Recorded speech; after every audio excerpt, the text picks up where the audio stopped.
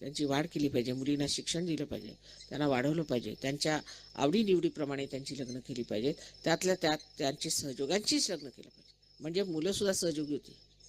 जन्माला जे उद्याची पिढी येणार आहे, तुम्ही किती महत्त्वाच्या पदावर आलात हे तुम्हाला लक्षात येत नाही.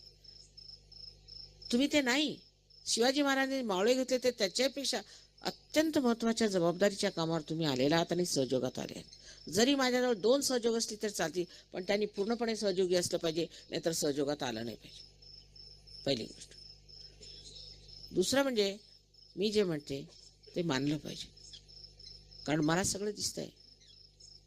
मी सर्व साक्षी सर्व द्रष्टा आहे, मला सगळं समजतंय.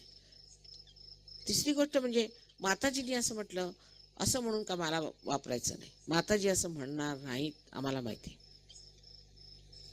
एकंदरीत तुमच्यापासून मला इतक्या अपेक्षा का आहेत त्याला कारण एकच आहे, कारण मी फार शक्तिवान आहे, माझ्यात फार शक्ती आहेत. फक्त तुमचे दिवे तुम्ही स्वच्छ करा, म्हणजे मी प्रकाश द्यायला तयार आहे. तुम्हाला एकाहून एक मोठी माणसं करून सोडून दे.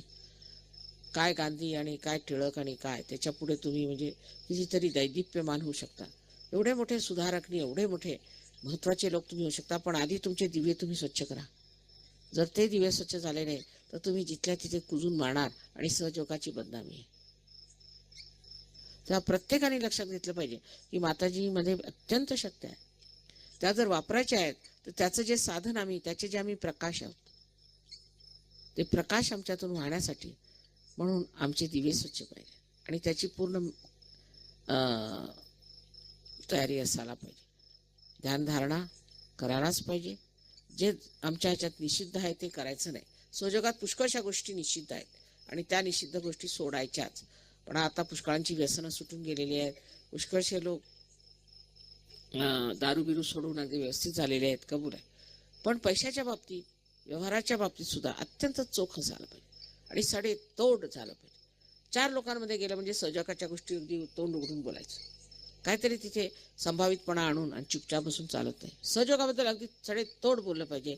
आणखी त्यांना सांगितलं पाहिजे की सहयोग हाच आज युगाचा धर्म आहे. तो जर घेतला नाही तर सर्वांचा सर्वनाश होणार. सगळ्यांना, तुमच्या नातलगांना, ह्यांना त्यांना पत्र लिहा, आम्ही सहयोगात हे मिळवलेलं आहे. आता तुम्ही लोक पत्रिका छापतात, त्यात सुद्धा माझं नाव असायला पाहिजे. आता मी तुमची कुलदैवत आहे, तुम्ही आमच्या कुळात आले तर मी तुमची कुलदैवत आहे. बाकी सगळ्या देवतांना काहीही लिहायची गरज नाही. आज मी स्पष्टपणे तुम्हाला सांगते की ज्या लग्नामध्ये माझं नाव नसेल त्या लग्नाला माझा आशीर्वाद नाही. आज मी जिवंत आहे तुमच्यासमोर. हे अवतरण तुमच्या समोर आलेलं आहे. जे अवतरण समोर आज आहे त्याला न मानताना जे आज नाही त्याला मानण्यात काय अर्थ?